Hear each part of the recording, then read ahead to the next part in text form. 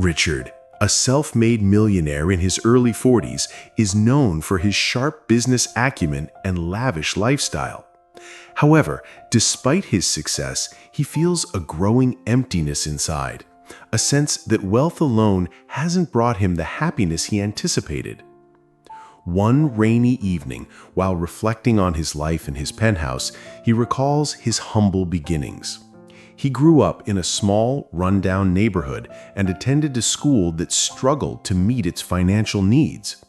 His memories of those formative years, the teachers, the friendships, and the challenges, awakened something in him. Richard decides to return to that old school, not just to relive the past, but to make a real difference in the lives of current students. With a desire to leave a lasting legacy, he envisions donating a substantial amount to enhance the school's facilities and provide scholarships to the children who need them most, hoping this will help fill the void he feels. Before we dive into the story, we'd love to know where you're joining us from. Leave a comment below. And if this story resonates with you, give that like button a tap. It really helps us grow and share more content like this with you. We appreciate you being here, and now let's get into the story. Richard's first visit to the school is an emotional one. Stepping onto the worn-out grounds brings back a flood of memories. Memories of classrooms with peeling paint and teachers who sacrificed so much to inspire students like him. As he walks through the hallways, now visibly outdated and in need of repair, Richard feels a firm resolve to make a lasting impact. He's here with more than just a financial gift. He's here to offer something that will bring the school into the future. He meets with the principal, a middle-aged woman named Miss Clark, who is grateful but overwhelmed by the challenges of running a school in such dire conditions. Richard listens intently, taking mental notes of everything, from the dilapidated classrooms to the lack of essential resources such as books and technology. It's clear to him that the school, once a place of hope, is now a place of struggle. After the meeting, Richard makes a donation, a generous sum that will cover much-needed renovations and provide full scholarships to several students. He envisions a future where this school is a beacon of opportunity for children from all walks of life. To Richard, this donation represents more than just a check. It's an opportunity to give back to the place that has shaped him. The next day, word spreads quickly among the teachers and students. They're thrilled, hopeful, but still uncertain. Richard's actions seem like a miracle in a school that wealthy benefactors have long forgotten. As he watches the reactions, a sense of pride fills him. Yet beneath the surface, he can't shake a quiet nagging feeling. Is this enough? Will this act of generosity truly make the difference he hopes for? Or is there something more he needs to understand? It was during his second visit to the school, a few days after his donation, that Richard first encountered Mr. Lyle, the elderly janitor. Richard had been taking a tour of the freshly cleaned classrooms when he saw an older man bent over a mop in one of the hallways. His slow, deliberate movements were almost meditative, a stark contrast to the school's bustling energy. The janitor's deep blue uniform was worn but neat, his face lined with years of hard work and quiet dedication. His name tag simply read Lyle. Curious, Richard approached him. "Mr. Lyle," he began, offering a warm handshake. "I wanted to thank you for all you do around here. The place looks incredible." Mr. Lyle paused, looked up with a smile that crinkled the corners of his eyes, and shook Richard's hand, his grip surprisingly firm for someone of his age. "Thank you, sir," he replied in a soft, gravelly voice. "I just try to do my part. This school means a lot to me." Richard, intrigued, asked about Mr. Lyle's long tenure at the school. The janitor's eyes softened as he spoke of the children, their hopes, their struggles, and how he'd seen generations come and go. "I've been here longer than most teachers," he said, And I've seen kids come from places like you wouldn't believe. Some of them make it, and some of them don't. But it's always worth it, even when the world forgets about them." There was something deeply genuine in Mr. Lyle's words. As Richard listened, he felt a tug in his chest, a growing realization that the man's quiet presence was far more integral to the school than he'd imagined. Despite his own wealth and power, Richard began to feel that it wasn't the flashy donations that mattered most. It was the quiet, consistent care of someone like Mr. Lyle. As Richard spent more time at the school, he found himself increasingly drawn to Mr. Lyle. On subsequent visits, he often sought out the janitor, eager to hear more of his perspective on life in the school.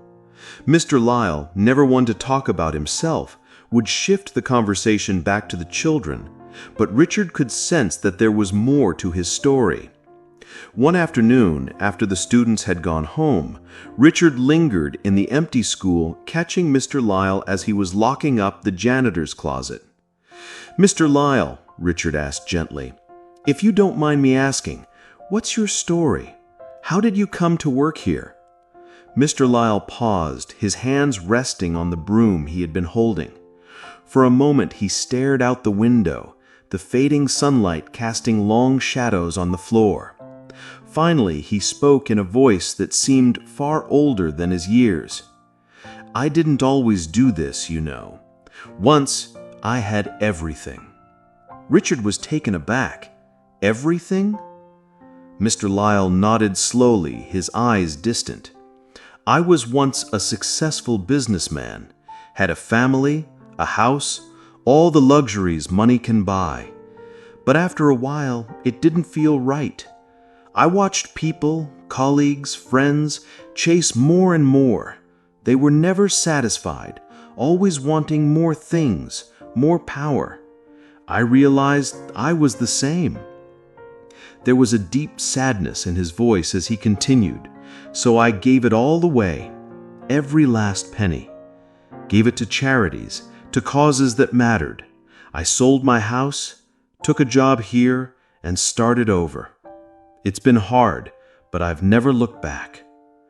Richard, stunned by this revelation, struggled to find the right words. He had expected the janitor to speak of financial hardship, but this was something else entirely. Mr. Lyle had sacrificed everything for an ideal, for a purpose that transcended money. Richard, who had spent his life accumulating wealth, found himself questioning the very thing he had worked so hard to build. After learning about Mr. Lyle's past, Richard felt an undeniable shift in his perspective. His visits to the school became less about his financial donations and more about connecting with the people, especially Mr. Lyle. He began to see the janitor not just as a humble worker, but as a silent pillar of the community, a man who had chosen to dedicate his life to something far greater than material success. Richard began spending more time at the school, volunteering for small tasks, engaging with students, and observing the daily rhythms of life there. He would sit in the lunchroom, watching the children eat their meager meals, and often found himself struck by their resilience. Despite the financial struggles, the children were bright-eyed and full of dreams. They didn't have much, but they shared an unspoken bond, a sense of camaraderie that transcended poverty. Mr. Lyle, ever watchful, often gave Richard quiet insights into the students' lives. He pointed out the shy girl in the back of the room who had been raised in foster care, or the young boy who always stayed after class to help the teachers clean. "They don't ask for anything," Mr. Lyle would say, "but they give everything they have." As Richard spent more time with the children, he began to understand the depth of Mr. Lyle's commitment. It wasn't just about sweeping floors or fixing broken pipes. It was about providing a stable, caring presence in a place where stability was scarce. Mr. Lyle was more than a janitor. He was a father figure, a mentor, and in many ways, a guardian angel for the children who needed guidance the most. Richard couldn't help but admire this quiet strength. The more he learned about the lives of these children, the more he realized how much they had to teach him. He began to see wealth in a completely new light, not as the abundance of money he had, but as the richness of love, connection, and shared purpose. One rainy afternoon, Richard found himself sitting in the empty school courtyard, the sound of raindrops tapping against the windows. He had been coming to the school regularly, volunteering his time and getting to know the children, but something still nagged at him. The more he learned about the school, the more he wanted to understand the quiet mystery that was Mr. Lyle. Despite all their conversations, the janitor had never spoken much about his life before the school. Richard's curiosity got the better of him one day, and he decided to dig deeper. After class, he casually asked Mr. Lyle to join him for a coffee in the teacher's lounge. There, in the quiet warmth of the room, Richard pressed a little further, sensing that Mr. Lyle was holding something back. Finally, after a long pause, Mr. Lyle took a deep breath, his face reflecting years of hidden emotion. "I've never told anyone this, Richard, but you deserve to know." He then revealed a story that shocked Richard to his core. Mr. Lyle, once a prosperous businessman with a family, had once lived in the kind of wealth Richard could only dream of. He had inherited a fortune that could have ensured him a life of luxury and comfort for the rest of his life. But unlike most, Mr. Lyle had made a deliberate choice to give it all away. At the height of my success, I realized that all the money in the world couldn't fill the emptiness I felt inside. I was surrounded by wealth, but I was distant from the people who mattered. I saw colleagues getting richer, but their lives were emptier, and I was no better. He told Richard how, after much reflection, he had chosen to sell his assets and donate his fortune to causes he believed in: human rights, education, and children's welfare. He had taken a modest job as a janitor to stay grounded, to connect with people in a more meaningful way. Richard sat there, speechless. The janitor he had viewed as humble and dedicated was in fact a man who had once wielded the kind of power Richard could only imagine. Yet he had chosen to leave it all behind. This revelation shattered Richard's perception of wealth and success. The revelation about Mr. Lyle's past left Richard in a state of shock. He had spent his entire life focused on accumulating wealth, believing that financial success was the ultimate goal. Yet here was a man, someone he had admired for his quiet strength and humility, who had once possessed everything Richard had worked so hard for and chose to give it all up. Richard found himself wrestling with emotions he had never expected: doubt, confusion, and even a sense of guilt. For the next few days, Richard withdrew from his usual activities. He couldn't shake the image of Mr. Lyle standing before him in that modest janitor's uniform, a man who had lived a life of true sacrifice and selflessness. Richard started to question the very foundation of his own life. Was wealth really the key to happiness? Was this the kind of life he wanted to lead? One where he was constantly chasing more, yet still feeling empty inside? As the days passed, Richard began to reflect on his own upbringing and career. He had always believed that success was measured in the size of one's bank account, the number of properties owned, and the luxurious possessions collected. But now, as he sat in his high-rise apartment, surrounded by opulence, he realized it didn't feel like success at all. It felt hollow. He thought of the children at the school, how they had little in material wealth, but were rich in spirit, connection, and hope. He thought of Mr. Lyle, who had found fulfillment in helping others, even at the cost of his own comfort and security.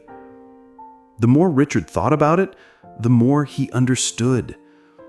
True wealth wasn't about what one could buy or accumulate. It was about what one could give. The love, the time, the energy poured into people's lives. Richard's realization was profound. He needed to redefine success, not just for himself, but for the legacy he hoped to leave behind. It was time for a change, and Richard knew it had to start with him. He couldn't simply continue throwing money at problems and expect them to be solved. The actual transformation would come when he began giving of himself, just as Mr. Lyle had. As Richard's understanding of true wealth began to shift, so did the tension within him. He felt torn between two worlds, the world of wealth and status he had created for himself, and the world of simplicity, connection, and emotional fulfillment he had begun to discover at the school. Every day, he grappled with conflicting thoughts. Was he truly helping by donating large sums of money? Or was he masking the deeper issues? Did he need to give up his wealth entirely to find peace, like Mr. Lyle had? Or could he use it to create lasting change while still living a life of purpose? Richard found himself standing at a crossroads. He could continue with his comfortable life, leveraging his financial success to fund charities, to fix the problems of others. But deep down, he knew this approach was increasingly unsatisfying. He had already done that. He had already given money to the school and various causes, but it hadn't filled the void within him. In fact, it only made him feel more distant from the people he was trying to help. On the other hand, the idea of walking away from his wealth entirely, of giving it all up, like Mr. Lyle had, felt like an overwhelming and scary leap. He didn't know if he could truly let go of the life he had built, a life that offered him comfort, security, and the admiration of others. The pressure to conform to societal expectations was intense. People expected him to be a philanthropist, to continue living as a successful businessman, and to lead a life that others envied. But the more Richard thought about it, the more he realized that the expectations of others were not aligned with his growing understanding of what mattered most. Richard felt torn, questioning whether he could bridge the gap between his past life and the new path he was yearning to follow.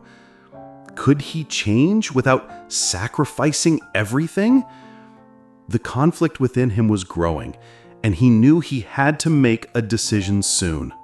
As Richard continued to reflect on his inner conflict, a moment of clarity struck him. It wasn't a sudden epiphany, but rather a gradual realization that the path forward didn't require him to discard everything he had worked for. It required a shift in how he viewed his wealth.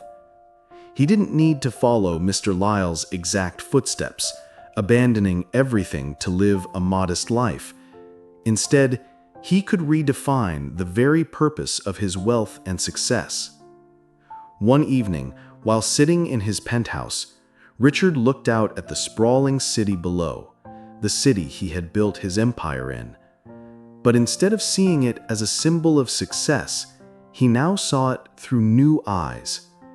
The wealth he had accumulated, the businesses he had developed, were tools, not just trophies. They were opportunities to make meaningful change, but only if he used them to support something greater than himself. The next morning, Richard called a meeting with his team.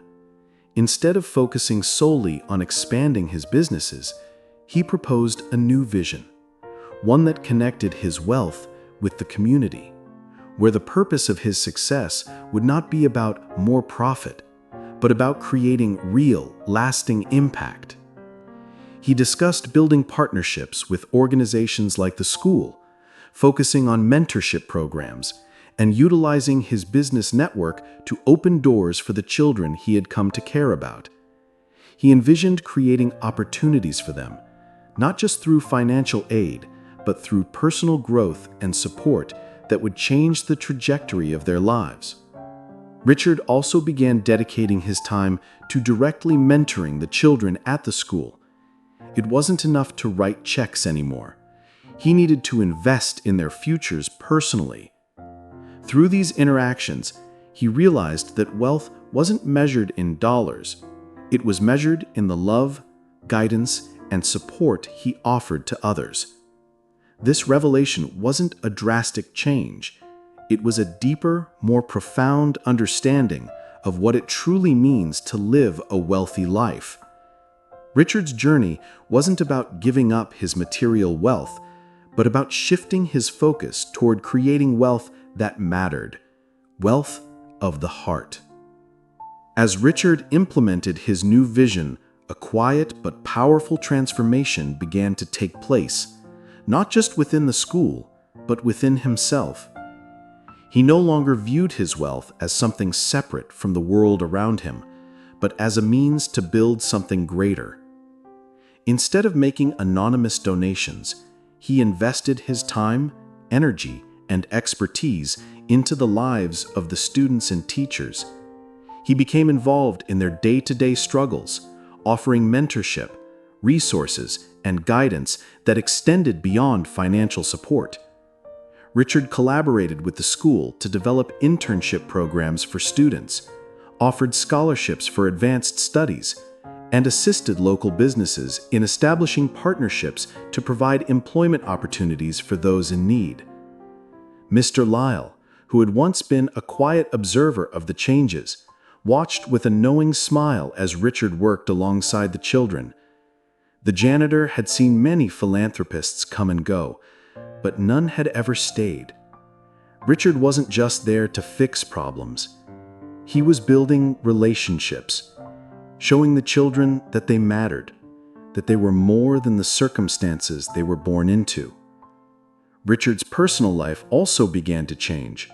He moved out of his penthouse, downsized to a modest home, and focused on a lifestyle that allowed him to spend more time with the people he had grown to care about, the students, Mr. Lyle, and the teachers who had become like family. His new life wasn't about the number of zeros on his paycheck. It was about the joy of seeing others grow and thrive. The school, which had once struggled, began to flourish. The children were more engaged, more hopeful, and more driven to succeed. Richard's newfound wealth of heart became the foundation for a thriving community where success was measured not by money, but by love, connection, and shared dreams. As Richard stood in the school's courtyard one evening, watching the children play and Mr. Lyle sweep the steps, he realized that his journey had come full circle. He had found something far more valuable than anything money could buy: a sense of purpose, a community, and a legacy that would last far beyond his lifetime.